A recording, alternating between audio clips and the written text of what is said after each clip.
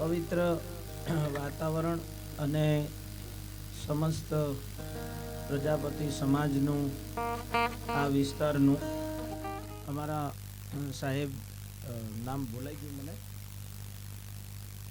અરવિંદભાઈ, જેઓ દેવરાજ ધામ ખાતે ક્યારેક ક્યારેક એમની દર્શન માટે આવતા હોય છે અને આધ્યાત્મિક એમનો ભાવ પણ ખૂબ જ, બીજું આપણા સંત સમાજ સાથે સારી એવી એમની આધ્યાત્મિક ભાવના, એના કારણે અમારો સંપર્ક અને અમારા વિસ્તારમાં જ્યાં દેવાયત પંડિત મહારાજની સમાધિ છે, થોડું ટ્રબલ ખોલ દે એટલે આ ચીચોટા ના કરે એવું કરી દે. અનુકૂળતા હોય તો બધા થોડી વાર સરખી રીતે બેસી જાય. 8 વાગ્યાથી શરૂ થઈ ગયો છે કાર્યક્રમ, એટલે તમે બધાએ આમ તો વ્યસ્ત છો. આગળ પીપળી ધામની બીજી શાખા એમ કહીએ તો એ ચાલે. દલસુખરામ મહારાજ આવીને ગયા ને, પૂજ્ય મહારાજ શ્રી એમને પણ હાજરી આપી આપણને આધ્યાત્મિક જ્ઞાન ગોષ્ઠી. આ બાજુ આ ટોળું છે ને એને વીખી નાખો ને કોઈ પહેલા. અને સરસ મજાની ભજનની હવે શરૂઆત પણ થઈ ગઈ હતી, વચ્ચે હું આવી ગયો, નહીં તો એ ભજન શરૂ થઈ ગયા હતા. અને અરવિંદભાઈ સાહેબે મને કીધું હતું પણ કે રાત્રિ દરમિયાન અમારા પરગણાના મારા સગા સંબંધી પછી બીજા મારા સ્નેહી બંધુઓ બધાની હાજરીમાં ભજન કીર્તનનો કાર્યક્રમ રાખવો છે. પણ હું થોડોક વ્યસ્ત એટલા માટે કે કબીર સંપ્રદાયની આરતી કાર્યક્રમ હતો અણિયોર ગામમાં અમારી નજીકમાં, અને બીજો રાજસ્થાન બોર્ડર પટેલ ઢૂંઢા, એટલે ત્યાંથી 2 કાર્યક્રમમાં હાજરી આપી અને દર્શન લાભ કરીને પછી તમારા બધાના દર્શન થયા. હજુ ઘોંઘાટ બહુ જબરજસ્ત કરે છે આ લોકો, થોડોક શાંતિ કરી દો ને પહેલાં. પછી થોડુંક માઇક સરસ કરી દે પહેલાં, માઇક હજુ મજા નથી આવતી, માઇકનું કંઈક સારું કરી દે. વિશેષમાં ઇકો નામે નહીં, ઇકો નહીં, ઓછું કરી દે માઇક, થોડું ઓછું કર. સાહેબની એવી ઈચ્છા હતી કે મારે ક્યાંક સંતોનું અધ્યાત્મ, આપણા આ અવની ઉપર જે મહાપુરુષો થયા, સંતો થયા, એમને જે ભાથું આપવાનો પ્રયત્ન કર્યો છે, એમાં પહેલું માધ્યમ છે ભજન. પછી તો ઘણા બધા ધર્મશાસ્ત્રો રચાયા છે, જુદી જુદી રીતે સંતોએ પોતપોતાનો અનુભવ જગતના સામે મૂક્યો છે, પણ એમાં એક ઉમદા માધ્યમ હોય ને તો એ ભજન છે. હમણાં મારા ગામના જ કહેવાય, આ ટીચર તમારી આગળ બોલતા હતા ને, એમને હમણાં જ એવોર્ડ મળ્યો છે, ખબર છે બધાને, કદાચ જાહેરાત થઈ ન થઈ. અને મારું ગામ જ કહેવાય, દેવાયત પંડિત બાપાની સમાધિથી 2 કિલોમીટર એમનું ગામ છે. એટલે એમને વાત કરી કે દેવાયત પંડિત મહારાજની આગમવાણી સફળ થઈ, ગામે ગામે એની ખબર પડી, વ્યક્તિ દીઠ ખ્યાલ આવ્યો કે કળિયુગમાં શું થશે, તો એનું માધ્યમ કયું? એને તો બહુ વર્ષ થઈ ગયા. રામદેવજી મહારાજથી પહેલાં થયા દેવાયત પંડિત મહારાજ. રામદેવજી મહારાજનું ઉદ્ભવ સમય છે 1461 અને એમનો સમાધિ સમય છે 1515. તો એ સમયગાળા પહેલાં દેવાયત પંડિત થયા. તો આ વાત આપણા સુધી કેવી રીતે પહોંચી? પહેલાં પવન ફરૂકશે, નદીઓમાં નહીં રે નીર, ઓતર ખંડથી સાંઈબો આવશે, ભેગા હનુમાન જતી વીર. દેવાયત પંડિત પછી મારો 12મો નંબર છે ગાદી ઉપર. અમે એ સમાધિની સેવા પૂજા કરીએ છીએ, સમાધિની આરતી પૂજા કરીએ છીએ, અને સમાધિમાંથી અંતર્નાદ થાય છે એનું શ્રવણ કરી અને નિત્ય આનંદમાં રહીએ છીએ. સવારામ બાપા પછી બળદેવ બાપા પછી વાસુદેવ બાપા, હજુ સુધી એ ધારા એમની એમ પ્રગટ છે. સૌરાષ્ટ્ર કચ્છ કાઠિયાવાડમાં એક રાત એવી ન હોય સવારામ બાપાને યાદ કર્યા સિવાય ભજન પૂરા થાય. તો આ બધું કેમ છે? એવું શું આ મહાપુરુષે એવું શું રેડી દીધું એના કારણે આપણે એમને યાદ કરીએ છીએ. આપણી નજીકમાં મથુરામ બાપા થઈ ગયા પ્રજાપતિ સમાજમાં. એમનું સમાધિ સ્થાન છે દહેગામ જોડે જાલિયાના મઠ. તો હજુ સુધી અમારા ગામડાઓની અંદર તમારી બાજુ હશે, મથુરામ બાપાને યાદ કરીને અલગ ધણીનો પાઠ માંડે અને 10 વાગ્યાથી ભજનમાં બેસે, સવારે 4 વાગ્યા સુધી એમના એમ ગતગંગા બેઠી હોય એના છત્ર છાયામાં. એવું કયું કાર્ય કર્યું આ મહાપુરુષોએ? હું અરવિંદભાઈના માટે કરીને એક વાત તમારી આગળ મૂકવા માગું છું કે એના વિચાર શું હતા. પહેલાં તો અરવિંદભાઈને તાળીઓથી વધાવો, આજનો મેરાવડો ઉપસ્થિત કર્યો, એના પરિવારને, એને જેને જેને સહકાર કર્યો છે આ કાર્યક્રમને ઉપસ્થિત કરવા માટે, આ કાર્યક્રમને ઉજળો બનાવવા માટે જેને જેને સહકાર કર્યો ને એ બધાને આ મંચ ઉપરથી સાધુવાદ છે અને એને પણ આપણે તાળીઓથી વધાવીએ. એકલા હાથે આ થાય નહીં. સુંદર મજા અને માઇન્ડેડ માણસ છે. મારે કાર્યક્રમ કેવી રીતે ઘડવો એ એના મગજમાં તો ફિટ હતું જ અને પછી અમારી આગળ રિલીઝ કર્યું કે આવું કરવા માગું છું. અમારે હાય હા જ ભરવી પડી. બરોબર છે તમારું આયોજન, એટલું સુંદર મજાનું આયોજન, હજુ સુધી તમે એમના એમ બેઠા છો.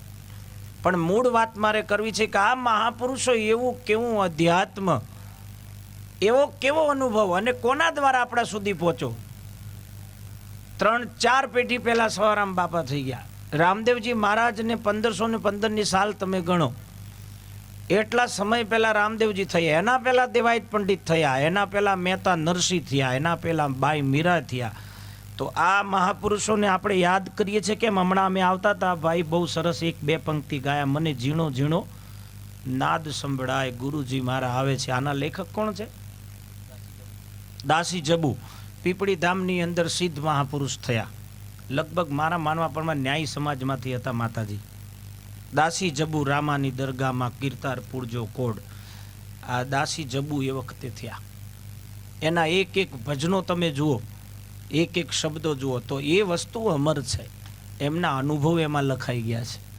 એમના જીવન ચરિત્રમાં, એમના જીવનમાં જે જે અનુભવ થયા એ ભજન દ્વારા આપણા સુધી પહોંચ્યા. એટલે ભજન જીવે છે. પાઠ પૂજા, તમારી બાજુ પાઠ પૂજા થાય છે? પાઠ પૂજા કરો છો ને બધાય બહેનો? તમે પાઠમાં જાઓ છો? એ પાઠ કેટલો જૂનો છે ખબર છે? સતયુગથી ચાલે છે. 1 યુગના કરોડો વર્ષ થયા. આ પરંપરાઓ નવી નથી. પહેલા યુગમાં રાજા પ્રહલાદ સીધ્યા. સતયુગની વાત કરું છું. અને એકલા સિદ્ધ નથી થયા. હોય તો ભગત ભક્તિ કરતા હોય ને ભક્તોની કહેતા રનમાં રમેડ નહીં. તું એકલો ભક્તિ કર. આખા ઘરમાં 4 કંઠીઓ જુદી જુદી હોય. એક સ્વામિનારાયણમાં મોનતો હોય તો કદો ભક્તોની કબીરપંથમાં મોનતી હોય, બીજો ગોગા મહારાજમાં હોય, વળી બધું જુદું જુદું હોય. તો આ પરંપરા કેમની જીવી હશે સાહેબ? 5 કરોડનું ટોળું એક જ સરખું જ્ઞાન આપીને સિદ્ધ કરવાની ટેવડ રાખનાર પુરુષો પાઠ પૂજાના અધિપતિ હતા. વિચારવા જેવી વસ્તુ છે. સતયુગમાં આની શરૂઆત થઈ. રાજા પ્રહલાદ એના આગેવાન બન્યા, જેમ મથુરામ બાપા આગેવાન બન્યા હતા. એટલે આપણે એને યાદ કરીએ છીએ. મથુરામ બાપા પાટ ઉપર બેસતા.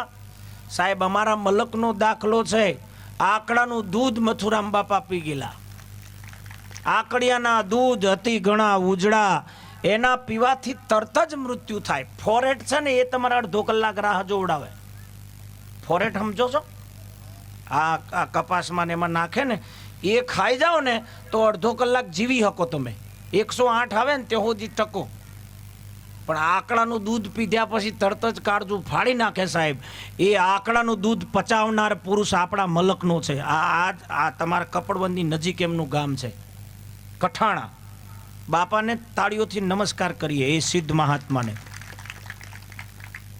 પાઠ પૂજામાં, આજ પાઠ પૂજામાં પદ્માસન લગાવીને બેઠા હશે. એ સમયમાં એક બાજુ આરાધ થતો છે. રતુબા અને સંતોકબા એવી મહાન સ્ત્રીઓ પાઠ પૂજાને વરી ચૂકેલી સ્ત્રીઓ હતી.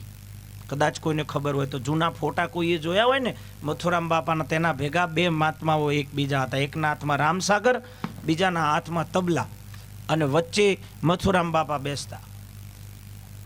અને કોઈને ન જોયો હોય ને તો મારી ઓફિસમાં ફોટો છે મથુરામ બાપાનો.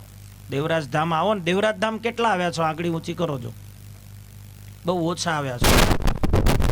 કાલે આઈસર કરો, આવતીકાલે અંદર નાખો ગોદડા, પણ આવો ચોક્કસ. પૂનમ ને બીજના દિવસે મહિનામાં 2 દિવસ ઉત્સવ થાય દિવસના, દાદાની સમાધિ આગળ હજારો હરિભક્તો આવે અને દાદાના દર્શન કરે છે. બીજી 17 સમાધિઓ છે ત્યાં, દેવાયત પંડિત બાપાના એમના મહિમામાં સિદ્ધ થયેલા સંતોની જીવિત સમાધિઓની જગ્યા છે દેવરાજ ધામ, મોડાસાથી 2 જ કિલોમીટર દૂર. આ બધા મહાપુરુષો સંતોએ એવા ઉમદા કાર્ય કર્યા સાહેબ. પાઠ પૂજાના અધિપતિ જ્યોતના અજવાળે આવડું બધું કોન્ફિડન્સ. એક ખાલી જ્યોત, અલગ ધણીની જ્યોત જાગી હોય ને એના ઉપર વિશ્વાસ રાખીને આંકડાનું દૂધ પીવાવાળા છે. પણ નિષ્ઠાવાન પુરુષો હતા, વચનના વિવેકી હતા, મહાધર્મના માલમી હતા, એટલે ભવસાગર પાર ઉતર્યા. આ અતકચરાનું કોમ નથી પાછું. આ શ્રાવણમાં ભગત ને ભાદરવામાં ગેલણીઓ તોડ્યું કોમ નહીં. આ હા સાચી વાત છે. પછી કે અમે ભગત હતા તો મારું નાવડું કેમ ના તર્યું? તું ભગત જ નહીં ભાઈ, અને તો સગવડિયો હતો. આ ભાદરવામાં રણુજા બહુ જાય બધા, ગાડીઓ પર જઈ અલગ ધણી લખાવે, મોડ માઉન્ટ સુધી હર ખરે. પેલી બાજુ બધા ડોન, હા કે અમે રાજસ્થાનમાં આયા, બાબો ભલી કરે. અમુક તો એવી ખેંચી નાખે ને તો હુડ ઉપર પગ ભરાવે. અરે ઉપરનું સાપરું હોય ને એ પગ હોય ને મોઢું નેચે જતું રહે. આ દારૂડિયોની વાત કરું, બેવડો હું કા જતો અહીંયા ભાઈ ભગવાનના ધામમાં? ઘેર બેઠા બેઠા તમારું નામ લઈ લો. જે પિતા હી અને કેવી ખારાશ આવતી હે, આ બાવા નેચો ઉતર પછી વિવેક કરીએ. અમારા મોડાસાનું મંડળ આવ્યું અને તાળીઓથી વધાવો. મણિભાઈ, અશોકભાઈ, દિનેશભાઈ બધા અમારા માસ્તરના સ્નેહીજનો છે. અને આ ગામ સાથે ને આ મહિમા સાથે એમનો ખૂબ નાતો, તો એ મારી સાથે હતા, થોડાક પાછળ હતા. મારા કહેવાનો અર્થ છે સાહેબ કે આ જે સિદ્ધ સંતો છે એમને પોતાના જીવનમાં ક્યાંક એવી ઉમદા ભક્તિ કરી છે, ઈશ્વર સાથે એટલો નાતો જોડ્યો છે. જેમ મથુરામ બાપાએ નાતો જોડ્યો, સવારામ બાપાએ નાતો જોડ્યો સાહેબ. એ સમયમાં સવારામ બાપા પીપળીની અંદર જ્યારે અલગ ધણીનો આરાધ કરી અને અલગ ધણીનું અજોડ મંદિર બનાવ્યું. અને એક વાણી લખો, એક વાણી તમે તપાસો સવારામ બાપાની, સરસ રીતે વ્યવસ્થા કરી દો. હવે હું મારી બરોબર ગાડી રોડ ઉપર ચડી હતી અને હવે હલક ડોલક થશે પાછી. આમાં 4 અંતસ્કરણ છે આ શરીરમાં, એ મેઇન કામ કરે છે તમારા દેહને ચલાવવાના. એક મન છે, બીજી બુદ્ધિ છે, ત્રીજું ચિત્ત છે, ને ચોથો અહંકાર. 4 અંતસ્કરણથી આ ગાડું આપણું 5.5 ફૂટનું ચાલે છે. જો એ અંતસ્કરણના અનુરૂપ જીવન જીવ્યા તો ગાડી ખાડામાં જાય, રસ્તાથી પલટો એ મારી જાય. જો મનને જેને માર્યું, સદગુરુ મહારાજે કીધું મન કા પાર ન પાયા. અને એક સંતે તો એવું લખ્યું છે, આદત બુરી સુધાર લે બસ હો ગયા ભજન. જે બુરી આદતો છે ને એ સુધરી જાય ને તો એના મતે ભજન થાય.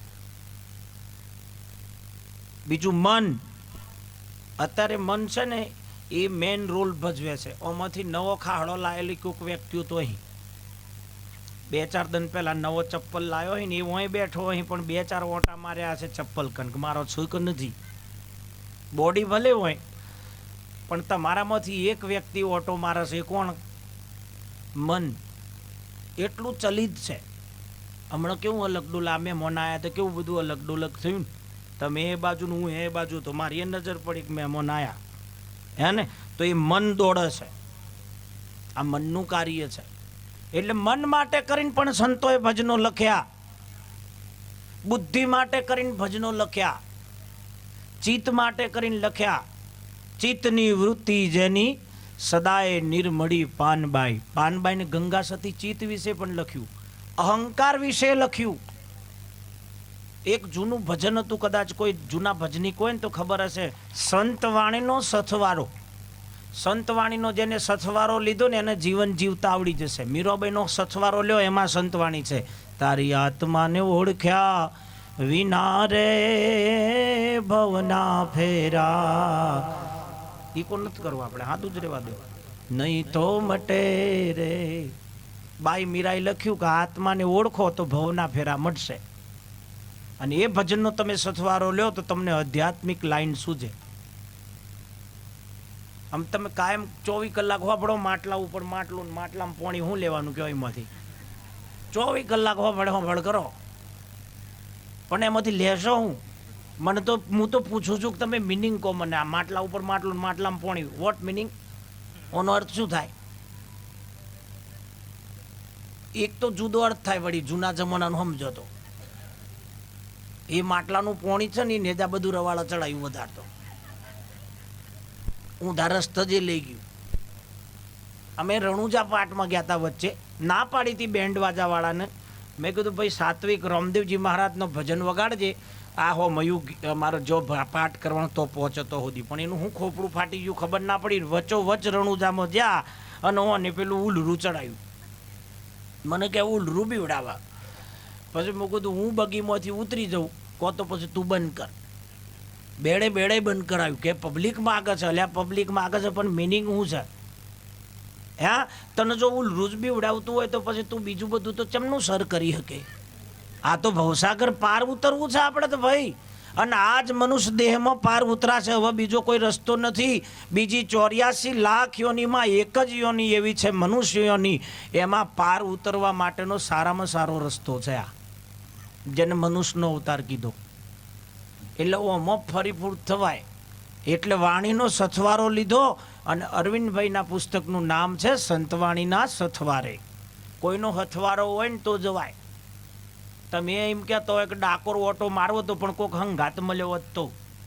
અરવિંદભાઈએ કેટલાય પત્રિકા આપી હશે, સવારમાં ફોન આવશે કે મારે 100% આવવું હતું પણ યાર કોઈનો હંગાત નહોતો. સાચું ખોટું એમ કરીને બોનું કાઢશે.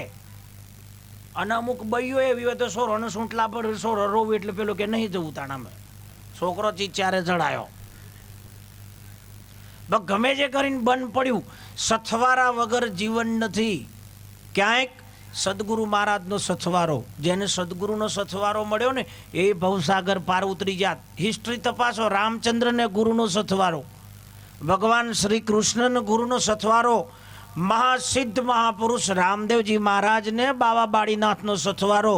દેવાયત પંડિતે આગમવાણી લખી, એક વાત સાચી પડી, પણ એમનો સથવારો એમના સદગુરુ શોભાજી મહારાજ એવું લખ્યું એમને, આપણા ગુરુએ અગમ ભાંખ્યા, મેં નથી કીધું. એવું કહે છે દેવાયત પંડિત એમના ભજનમાં. પહેલા પવન ફરૂક છે નદીઓમાં નહીં રહે નીર, ઓતર દિશાથી મારો સાંઈબો આવશે, એના ભેગા હનુમાન જતી વીર. મને એક ભાઈ કહે મોનદાદો તો રામચંદ્ર વખત થયા પાછા તેમ નાહી. વાતે સાચી છે કે હનુમાનજી ભેગા હશે. 10મો અવતાર જ્યારે નકલંકનો થશે, ખબર છે બધાને 10મો અવતાર ભગવાનનો બાકી છે. અમુકને તો એમાં કે જે ના આવો ના આવો આપણે લેર કરો ને. હમણાં જે પોણી પૂરી ખાધી એ ખરી, પછી 10મો આવતો હોય ને 12મો આવતો હોય, પણ આવવાનું છે. ભગવાનનો 10મો અવતાર થશે ને એમાં દેવાયત પંડિત લખ્યું છે કે એના ભેગા હનુમાન જતી વીર. હનુમાનજી મહારાજની એક્સપાયર ડેટ નથી, જ્યારે પુકારો ત્યારે હાજર થશે ને એ ભેગો આવવાનો. 5 પાંડવોના ભેગા હશે, નકળંક બાવાના. કાંકરિયા તળાવે તંબુ તણાશે, 100 ગામની સીમ, રૂડી વેડા રડિયામણી ભેડા અર્જુન અને ભીમ. અર્જુન ને ભીમ જેવા મહાયોદ્ધાઓ કળિયુગનો નાશ કરવા આવવાના છે. તમને ડરાવતો નથી પણ આહી 100%. તમારા વારામની તો તમારા પછી આહી. અમુક લોકોને પાસે પૂછશે મને કે ચાણ આહી, એ તો કહેતા જો હમણાં કોરોનામાં બાપાની વાતો સાચી પડી. પોરો આવશે પાપનો, ધરતી માગશે ભોગ, કેટલા ખડકે સહારશે ને કેટલા મરી જશે રોગ. આ તો રોગ આવ્યો, કોરોના આવ્યો તો મારી બાજુ કપડોની બાજુ આવ્યો તો ખતરનાક આવ્યો બાપુ. જિંદગીમાં નહોતું થયું ને એવું થયું. આ ચાયણીમાં જોઈને કડવા તીજના દનીમ કહેતો હતો ને કે મારા પતિ પરમેશ્વર માટે મારું જીવન કુરબાન, તમે છો તો જ હું છું. પોઝિટિવ આવ્યા પછી જે થાળીઓ નાખી છે મને એ સાયણીએ ખોવાઈ ગઈ અને કેવડા વર્તે ખોવાઈ ગયું ને બધું એ પૂરું થઈ ગયું. સાચું ખોટું બાપુ નથી દશા થઈ એવી. નક હમ ખાતી હતી ઘોઘડા હાથ મૂકીને કહેતી હતી કે તમે છો તો જ હું, નક બીજા દાડે હું એ નથી. તમારા વગર એક સેકન્ડ ના જીવી શકું. પિંગળાનું જે હતું ને પેલું, તમે પહેલા જુગમાં રાણી તમે હતી, અમે પેલા આ એ ભજન છે ને, તું હતી પોપટી ને અમે પોપટ રાજા રામના, ભેગો ને ભેગો છીએ યુગો યુગથી. એમાં આજની ભાઈઓ એમ કહેતી કે આપણે જન્મો જન્મ ભેગો છીએ. પોઝિટિવ આવ્યા પછી તો આખું બધું બદલાઈ ગયું ચક્ર. ત્રીજા ખંડમાં અને ખાટલો આલ્યો અને પહેલા ખંડમાંથી થાળીઓ જતી હતી ફરતી ફરતી. અડધું ખીચડું ભૂઈ વેરાઈ જાય, માપનું તો પોકે, અમુક તો એમાં મરી જા. કોઈ ખબર જોવા ના જો ને બાપુ બારીમાં જ જોજો કર્યું અને પાછળથી જ, આગળ તો વાય એવું નતું, એમાં પતી ગયા. અને એ દાદાની આગમવાણી હતી દેવાયત પંડિતની, પોરો આવશે પાપનો ને ધરતી માગશે ભોગ, કેટલા ખડકે સહારશે ને કેટલા મરી જશે રોગ. એવા અવનવા રોગ આવ્યા ભાઈ. અમુક હુંડો પહેર્યો, આપણે બળધ્યોનો હુંડો પહેરાયો પહેલો, પછી આપણો વારો આવ્યો. અને અમુક ડરી ગયા ને એ તો ડિઝાઇન જ બદલાઈ ગઈ. ઓદરા જેવો મોટો થઈ ગયો બાપુ. આ પહેર્યું હતું ને એટલું થોડું, બીજું બધું કાળું થઈ ગયું. કારણ કે ઊંઘમાં નહીં કાઢે અને હુતી વખતે પહેરીને હુઈ ગયા. હમણાં સુધી પહેરે છે અમુક તો બોલો. અમારા હજડાઈને કીક તમે જ ધનગીરી, અરે મેં કહું ઊંડું ઉતારી યાર, હું જ છું. એવી દશા આવી.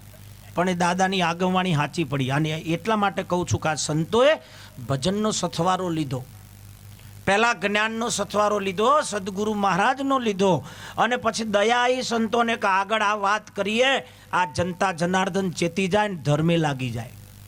એટલે એમને ભજનો દ્વારા આપણને સત્સંગનું અનુભવની વાત ભજનોમાં વણી અને મૂકી દીધી. એટલે અમર છે. નરસિંહ મહેતાની વાણી અમર, મીરાબાઈની અમર, દાસી જીવનની અમર. જીવન બાપા થઈ ગયા ગોગાવદરમાં, અત્યારે હું ડણકા વાગુસી ના દેખંદા કોઈ આ દલમાં ઝરણણ ઝરણણ જણ ઝાલરી વાગે. આખું ભજન તમારો દીદાર ખોલે એવું છે, તમારો દેહ ખોલી દે. મોય હું રચના છે, બહાર તો બધી ખબર પડે છે, ઓનું નાક ફલોણા જેવું, ઓના કોણ ફલોણા જેવા, એ બધું તમે કહી શકો. પણ મોય આ કોથરામાં શું ભર્યું છે કોઈ કહી શકે? આપણી બાજુ એક કહેવત હતી, લાકડાનું પોલું ને મનનું મેલું. કોઈ ના કહી શકે. અંદર લાકડું પોલું હોય, કાપ્યા પછી ખબર પડે. અને મનનું મેલું કોઈ ન કહી શકે. એટલે કોથળામાં હું છે ને એ તમે કેવી રીતે કહો? બહુ હારા હારા માણસો હોય, જબરી વાતો કરતા હોય, પણ બાજુમાં કોઈક ગાડી લાવે ને તો એનું પેટ્રોલ નહીં બળે એટલું ઓનું ઘેર બેઠા બેઠા લોહી બળી જાય. બાફેલી બાજરી જેવું મોટું કરીને બેઠે યાર, ઓને ચમ ગાડી આવી, તાર હપ્તા ભરવાના, આટલી બધી ચિંતા કરી, શાંતિથી ખાઈ પીને હોઈ જાય યાર. જે લાવ્યો છે લેર કરે, તને હું ટેન્શન છે? પણ એ કોથળામાંથી નીકળે છે અદેખાઈ. કોઈને અદેખાઈનો રોગ છે, કોઈને ઈર્ષાનો રોગ છે. તમને નહીં હોય, તમે બધા ભગતા હો, બીજા કોમની વાત છે. કોઈને નિંદાનો રોગ છે, હે, કોઈને રૂપનું અભિમાન છે, કોઈને જ્ઞાનનું અભિમાન છે, કોઈને કલાનું અભિમાન છે. સહેજ મેદી મેલતા આવડે ને તો એ સ્ટેટસ ઉપર મેલ્યું છે કે મારા જેવી દુનિયામાં કોઈ ના મેલ્યા.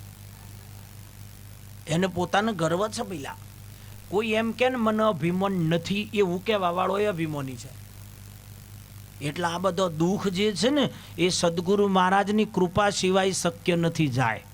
આવા દુઃખથી મુક્ત થવું હોય એના માટે સંતોએ ભજન લખ્યા. અને ભજનોની અંદર તમે ડોક્યું કરો ને તો ખબર પડે. ગંગા સતીના ભજનો ખોલો, મીરાબાઈનું ભજન ખોલો, દેવાયત પંડિતનું ખોલો, રામદેવજી મહારાજના મુખારવિંદમાંથી ભજનો લખ્યા છે. રામદેવજી મહારાજ ખુદ લખેલા ભજન. મથુરામ બાપાના ભજનો છે હો. કોઈ ગરડા અમારા ઉંમરલાયક ડોહા હોય ને એમને પૂછજો, મથુરામ બાપા એમના મુખારવિંદથી નીકળેલા શબ્દોના ભજનો છે. મારા બાપા કૈલાસગીરી મહારાજના લખેલા ભજનો છે. હજુ ગવાય છે, આટલો જન્મ સુધારો ગુરુજી મારા.